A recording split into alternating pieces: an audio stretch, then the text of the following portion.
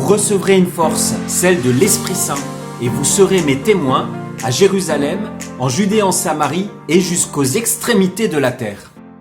Quelques mots sur l'Esprit Saint pour moi en préparant la Pentecôte. L'Esprit Saint, c'est un compagnon de route fidèle. Fidèle quand on apprend à l'invoquer et à lui laisser la place. Alors je l'ai particulièrement apprivoisé en rejoignant la communauté de l'Emmanuel et en identifiant tous les dons qu'on pouvait lui demander, le don de force dans les épreuves, le don de discernement dans les décisions à prendre, d'intelligence pour être éclairé par une parole forte. Puis il y a une expérience marquante de sa présence dans ma vie quand je relis tout ça. C'est lors du décès de ma grand-mère, dont j'étais proche et voilà, qui est partie il y a quelques années. J'ai accueilli une émotion intérieure forte un vendredi après-midi au bureau, alors que j'avais d'autres choses en tête. Elle déclinait depuis quelques temps, mais je pouvais aller la voir plus tard. Et du coup, la confiance dans cet appel pressant à aller la voir, un appel qui était extérieur à moi-même, m'a permis d'être auprès d'elle dans les dernières heures, de lui dire au revoir. Et c'est bien après que j'ai compris la force de cet appel de l'Esprit Saint, je lui ai vraiment rendu grâce, et encore aujourd'hui, d'avoir pu être à l'écoute. Et aujourd'hui, c'est même une source de joie. Et puis, lors d'une effusion de l'Esprit Saint que j'ai reçue en 2018, j'ai aussi pu contempler la bonté du Seigneur et la puissance, la délicatesse des paroles reçues lors de cette effusion de l'Esprit Saint. J'avais dans le cœur que l'Esprit Saint vraiment nous donne la vie, nous guide dans le secret de nos cœurs. Voilà, faisons-lui confiance chaque jour pour qu'il puisse faire toutes choses nouvelles et qu'il nous aide à cheminer toujours plus en confiance dans la foi.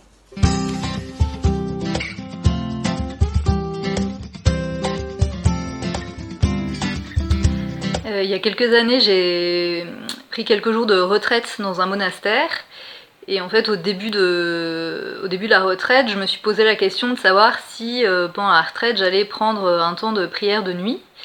Et puis j'ai décidé en fait que non, parce que d'une part, je reprenais le travail juste après la retraite, donc je voulais pas être trop fatiguée. Et puis par ailleurs, j'avais déjà peu de temps auparavant participé à une adoration de nuit. Donc je me suis dit, point trop n'en faut. Et puis en fait, une nuit au cours de cette retraite, je me suis réveillée, donc ce qui est assez inhabituel pour moi, et j'ai vraiment senti l'appel à aller rejoindre le Seigneur à la chapelle. Mais voilà, pour les raisons que je vous ai expliquées, j'ai décidé de pas y aller, et puis j'avais vraiment la flemme de sortir de mon lit, donc je me suis rendormie. Et puis au cours de la même nuit, à nouveau une deuxième fois, je me réveille, là, ce qui est vraiment inhabituel. Et à nouveau, je sentais vraiment cet appel à aller prier. Donc je me suis dit, il insiste. Donc j'ai fini par me faire violence, sortir de mon lit et aller à la chapelle voilà, pour prier 1 heure. Voilà, c'était très beau de pouvoir prier dans le silence de la nuit. Mais surtout, en fait, j'ai appris après coup que mon grand-père était décédé ce matin-là. Et du coup, j'y ai vraiment vu l'action de l'Esprit Saint, voilà, qui m'avait sorti de mon sommeil et incité à aller prier, et du coup qui m'avait permis de veiller dans la prière pendant que mon grand-père vivait ses dernières heures sur cette terre. Tu es pour nous un rempart, un appui, que ma bouche chante ta louange. Bonjour à tous, je m'appelle Stéphanie, j'ai 31 ans et je vais vous témoigner de l'action de l'Esprit Saint dans ma vie. C'est à l'époque où j'avais 26 ans, j'avais tout pour être heureuse. Un super travail, j'avais pris un appartement, j'avais plein d'amis, plein d'engagements, une vie équilibrée. Mais tout ça, j'étais vraiment dans l'activisme. Je faisais plein de choses, mais je m'épuisais. Et associé à ça, j'étais en plein désert spirituel depuis des semaines, voire des mois même. Je n'arrivais pas à prier. Je partais en retraite, j'avais rien, c'était vide. Et un soir, après une grosse journée de travail, je me souviens, à cette époque-là, je priais plus, parce que je voyais plus l'intérêt. Un de mes amis m'a appelé, il m'a dit, je sais pas pourquoi je t'en parle, mais un poste en pastoral se libère et j'ai pensé à toi. Toute personne saine d'esprit se serait dit, bah non, moi, je suis kiné, toute ma vie est bien organisée, pourquoi je prendrais ce poste? Et en fait, ça m'a pas laissée indifférente. Donc au lieu de me coucher, je me suis assise en plein milieu de mon salon et j'ai prié pendant 1 heure, avec juste une bougie, une icône. Et je sentais que ça me travaillait, qu'il y avait comme une joie, que ça ne me laissait pas indifférent. Voilà, j'ai chanté, j'ai prié, et j'ai pris mon Magnificat, que j'ai ouvert au hasard, et je suis tombée sur une méditation du cardinal Schönborn, juste sur la fin. Et elle disait, dans tout parcours de vie, il est des temps où un nouveau départ est indiqué. Il convient alors de rompre avec les habitudes familières, ce qui peut parfois se faire dans la douleur. Mais quand je sais qui m'appelle à cela et en qui je peux mettre ma confiance, je fais un pas en vue d'une vie nouvelle. Moi, je pense que le Seigneur ne pouvait pas être plus clair. J'ai à la fois cette proposition de chamboulement de vie, un texte où on me dit clairement, parfois il faut savoir tout lâcher et faire confiance, malgré les difficultés possibles. Après ce moment-là, je réfléchis vraiment. Je me dis, est-ce que je prends ce poste ou quoi? Et en fait, non, finalement. Mais je me rends compte que je suis prête à bouleverser ma vie pour Dieu. Et donc, je suis partie faire un break. À la base, pour un an, finalement, au studium de Notre-Dame de Vie, où j'avais quelques heures d'introduction générale sur la vie, la philosophie, plein de choses. J'avais un apostolat dans une aumônerie de lycée. Et j'avais aussi un service de bénévolat dans une maison de retraite. J'ai vécu comme ça, avec en même temps la mise en place de ma vie spirituelle. Donc j'ai vraiment créé ce lien avec le Seigneur dans le silence, avec les sacrements, l'Eucharistie. Voilà, c'est vrai que pendant 2 ans j'ai vécu tout ça. Et j'ai vraiment compris que c'était ma vie spirituelle qui crée l'unité de toutes mes actions. Donc quand je suis revenue 2 ans plus tard, j'ai repris mon travail de kiné.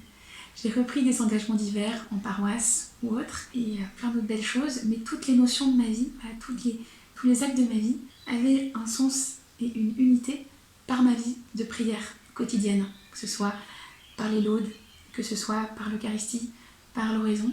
Et ça, je l'aurais pas compris si j'avais pas osé dire oui à cet appel du Seigneur ce soir-là dans mon salon.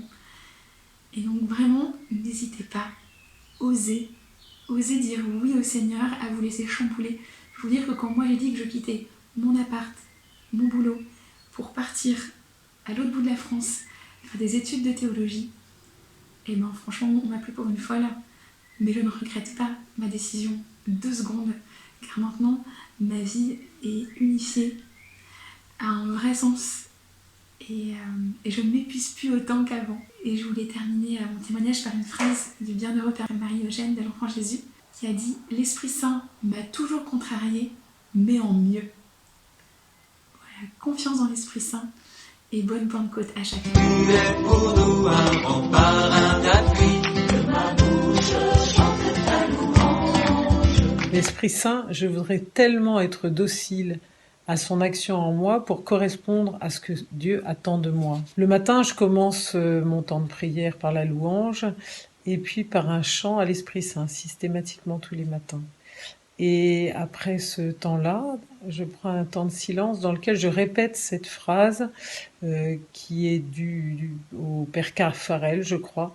Ô toi qui es présent dans le fond de mon cœur, je te bénis dans le fond de mon cœur.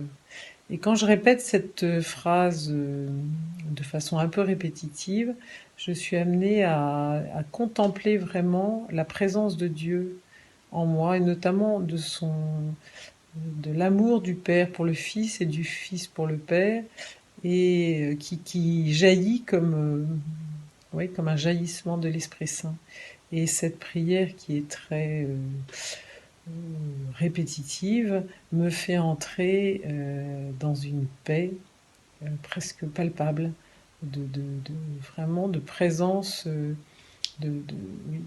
d'attention à la présence de Dieu en moi. Et du coup, ça me permet de démarrer ma journée avec vraiment ce branchement fait sur le Seigneur. À d'autres moments de la journée, il y a des temps un petit peu morts, des temps qui sont entre deux.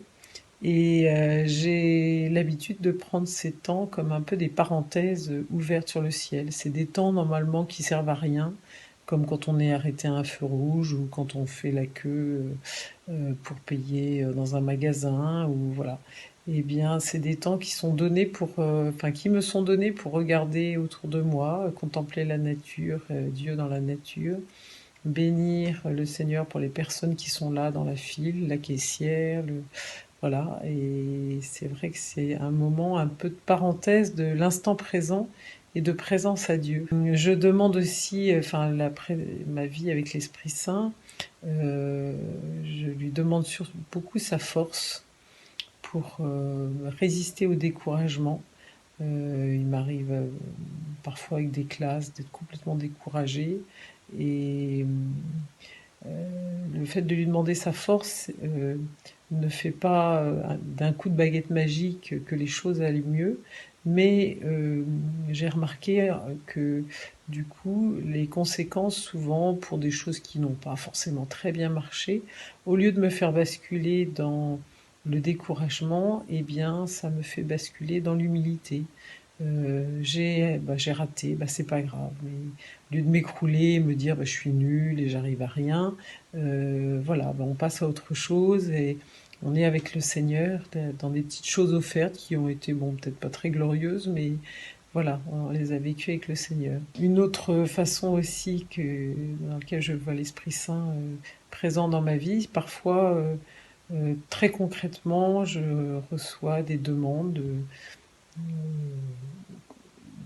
au téléphone ou par des personnes et je vois très bien qu'il s'agit de redresser des choses que j'ai mal discernées. Je me dis, et après coup, je me dis, le Seigneur m'a montré par telle ou telle personne ce qu'il fallait que je fasse. Voilà, des situations qui sont un petit peu bouchées.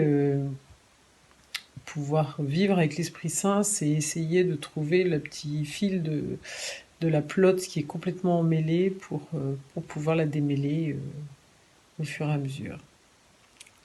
Voilà. Vous recevrez une force, celle de l'Esprit Saint. Vous deviendrez des apôtres en son nom et levez les mains. En son nom et levez les mains. Alors, nous sommes Ludovic et Myriam, on fait partie de la Frappe Basket. Vous connaissez? En fait, c'est Patrice Delaby qui a lancé ce projet en reprenant la phrase du pape, génial, qui sortons de nos canapés, chaussons nos baskets pour aller vers les gens. Du coup, voilà, moi j'aurais jamais pensé que j'allais savoir faire ça, que j'allais oser. Et en fait, c'est vraiment sympa. Je me sens à ma place, je suis contente de rendre ce que Jésus m'a donné. Et puis, en fait, j'aime bien. Et c'est très simple. C'est très simple. Le matin, le samedi matin, on se retrouve, on discute, on prend un bon petit-déj. Et après, on s'en va, deux par deux, vers les quartiers, vers les appartements, vers des parcs. Et moi, il y a une phrase qui m'a aidée. On disait tout simplement, nous sommes des catholiques de la paroisse d'à côté, et on vient rencontrer les gens du quartier. Et à ce moment-là, on écoute avec amour, et il se passe des choses incroyables. Souvent, franchement. Alors pour moi, c'est une expérience qui reste toujours un peu un défi. Pas parce que ce serait difficile, mais parce que c'est très simple. Et c'est ça qui coûte. On ne va pas en mission pour annoncer l'évangile. On va en mission poussé par cette expérience de l'amour de Dieu qui a bouleversé ma vie. Dieu ne m'a pas converti en me récitant le credo, mais en me manifestant sa présence, son amour. Dieu s'est approché de moi pour rien que parce qu'il m'aime. Et c'est bien comme ça que je vois la mission. Aller vers les gens pour les rencontrer, pour être disponible à ce que eux ont besoin de dire, et peut-être d'entendre. Alors ils vont faire l'expérience d'une rencontre vraiment gratuite, et la gratuité, c'est le signe de l'amour. Bon, alors, en fait, vous allez sur le site de la paroisse, vous aurez tous les renseignements. Alors, on vous attend? On vous attend. Non. Non. L'esprit d'amour vous attend. L'amour qui vous attend. Voilà. Vous recevrez une force, celle de l'Esprit Saint. Vous deviendrez des apôtres en son nom et levez les mains. En son nom et levez